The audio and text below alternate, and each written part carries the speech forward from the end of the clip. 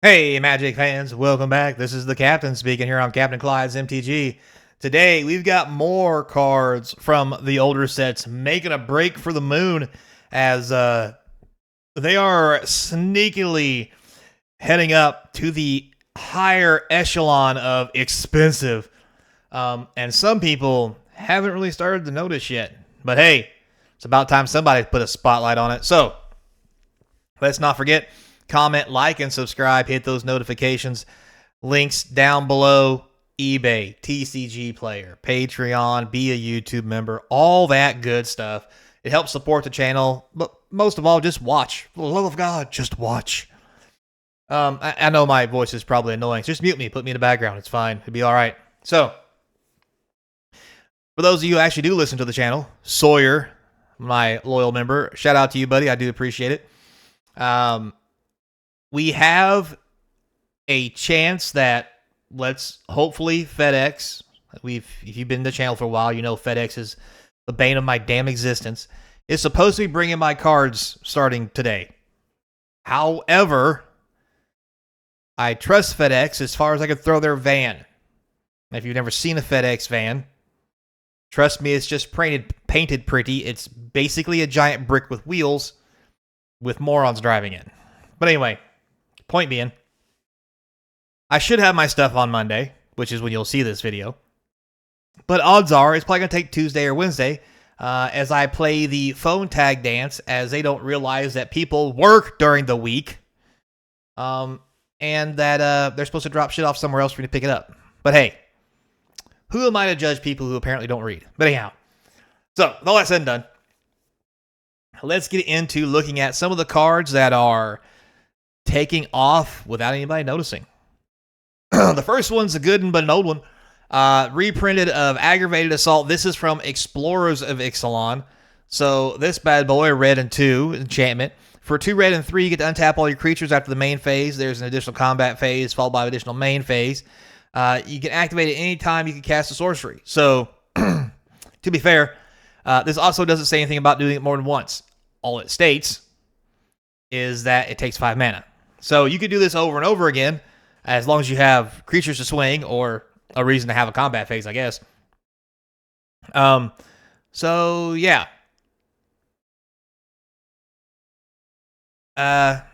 Very popular in Commander, which is where it sees most display. As you can see here, it was around probably the $9 mark, we'll say. The chart here says up to 11. As you can see from the actual list, the light played version of this card is 25. That's right. And to be fair, I think a lot of people are specking on this or trying to pick this card up right now because it's easy on turn 3 to lay this before you put a whole bunch of nasty dragons on the battlefield and then take an extra combat turn and kick somebody right in their John Thomas. Yeah, so always been popular, been a good reprint. Price came down with the last time it was a good reprint, but it looks like it's going back up because, well, it's been a hot minute. If you guys don't remember the last time Ixalan came out, that's been a while. So yeah, it's went back into the atmosphere, so probably expect a reprint on this card shortly, even though it's already got 4 or 5 different versions out there. I mean, it just keeps staying expensive. So, moving on, the next one we have is an old one. The OG of Sweet, Demonic Tutor. This one in particular from the Dual Deck Anthology with the picture of Liliana and the demons has really struck a chord with people. As you can see, it was around 43. Last time it was checked was 48, but currently, and I did check, the price is going for almost $100. I mean, there's lots of reasons why this card could be good, but just in a nutshell, I mean, it's Demonic Tutor, for the love of God. It's a black and a 1. Get a card out of your library. That's it. No drawbacks, no nothing. It's a sorcery. That's the drawback. Oh, God. Heaven forbid. And to be fair, there are a few copies of these that are a little cheaper, but I'm going to be honest with you. The way TCG is set up, I'm pretty sure most of them are in the $75 to $100 range. I believe this one's probably seeing a whole lot of popularity right now. because, well, in my personal opinion, it's got Liliana on it. And she's hot. And it's got the whole Demon Entourage deal going on. So, but to be fair, the older demonic tutors, even revised, are sporting large price tags compared to the new reprinted ones. And I don't think this card's ever going to be much less than $50. Now, moving on, next we have Painter's Servant coming out of left field. You can see here where it dipped. It's been playing around the $39.50 to $39 range for a while as it, bounced around. But now, damaged going for $50. That's right, damaged. Dog bites and licks and all. This thing's up around $100, $120 plus. This is a very popular card in Legacy in the Painter Servant deck. And a lot of people thought that the last ban would probably do some damage to this deck. But swing and a miss, the entire deck is intact, and with the other bans going on, it makes this deck a little more bulletproof, and because of that, it's seeing more play, which means people are picking up more Painter Servants, meaning they're getting harder to get because this is reserve list, and it's not going to get printed again. And well, hard to make a deck where the card doesn't get a reprint, especially when the deck's good, so good. Yeah, and I'm sure a lot of you are like, what's Legacy? Google it. It'll be fine. But anyway, yeah, so this card's picking up in price value. Does that mean it's going to keep going up? Maybe. But to be fair, I might wait for this thing to drop a little bit, only because in 6 more months is the next time there's going to be a ban announcement. And even though Painter Servant's picking up popularity in Legacy, I honestly don't think Wizards really cares too much about Legacy. Other than the Power 9, I think they don't give two flying fanoodles about whatever's going on in there. So we'll just leave it at that. Still, if you've got this card, kudos to you.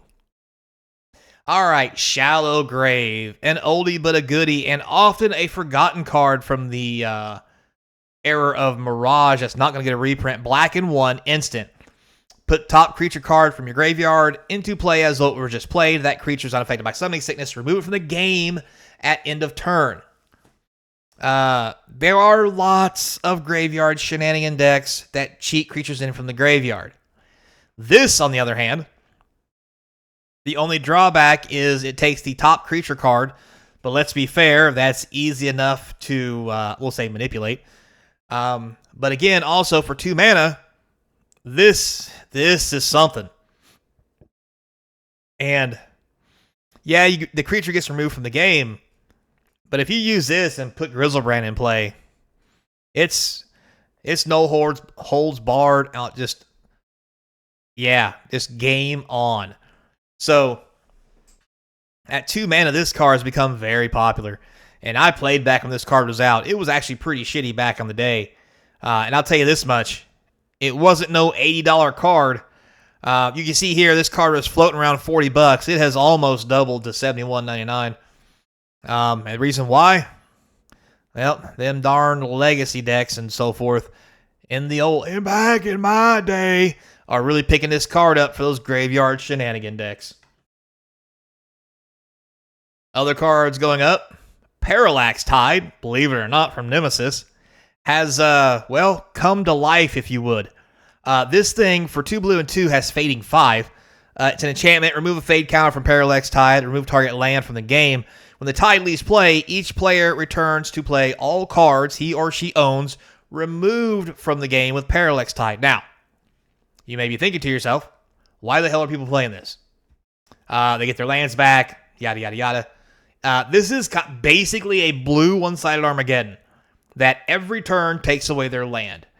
And let's not forget, Fading 5 means it gets 5 counters, which also means if you play this in a deck full of proliferation, you can just keep adding counters to it and keep taking their land away. And I guess, I know that the Commander community are a bunch of heathens that play this thing. So, yeah. That's where this thing is at. Also, on the reserve list, this will never be played again. So what we got out there is what we got out there. And as you can see, it's been picking up in popularity And as of recently, when it was at from $4.50 to $5.50, it raised about $1, and then people started realizing how sweet it was to make your opponents want to flip the table. And the damage cards are now going for $20, $18.79. If you want a normal one, we're talking probably $25. Foils are over $100. This thing is absurd and has skyrocketed fast, quick, and in a hurry. Because you know how Magic players are. Once they find a little something to be mischievous, annoying, or anything that just makes everybody hate them, because that's just how they are, they put it in their deck. So yeah, that's where we're at. But yeah, if you've got a couple of these laying around, now is your time to shine. Because if they're even remotely in good condition, you're going to make a small fortune. Next one we have is the Master Multiplied. Look at this thing. So, with Deadpool coming out, it has triggered a landslide of people wanting this card. As you can see, it was basically a quarter, which is now jumped up to $21. Holy cow.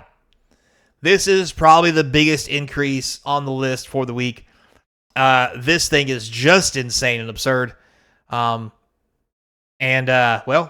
you know, Deadpool. Well, I don't know what else to say. Just Deadpool. Mainly because this stops the legend rule from applying. You may be thinking, well, why the hell does that matter? Triggered abilities you control can't cause you to sacrifice or exile creatures or tokens you control. Here's what's going to happen. People want to put Deadpool in play and then copy the bejesus out of him and just steal everybody's shit and give them shitty text boxes, basically. So, again, goes back to the heathen actions of the commander. But I'm here for it, and I'm proud of you boys for, you know, investing your time into figuring out how to piss off the entire community instead of doing things like put rockets on the moon. But anyway, who am I to judge? So, this is another great one. Going to the moon. And then also, of course, we have Kethis, the Hidden Hand. With the weird bannings that came out, this card has went up because, of course, lots of legendary action among other things. But with the bannings, this has made this card a lot more popular.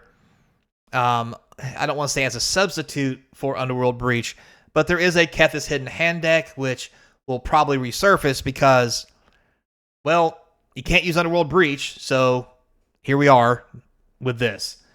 And this was an original, until Underworld Breach came out, the Kethis Hidden Hand was a deck combo, so people in Pioneer are probably just going to switch to this. That's why we're seeing a price increase, you know, from, I don't know, $4 to $20, but whatever. Is what it is. You Pioneer guys are a little strange, we'll say. So, there you have it, guys. Thanks a lot for watching. Until next time, be kind. And as always, I hope to see you crossing the game table. Swear to God, if FedEx is delivering my shit, I'm going to lose it.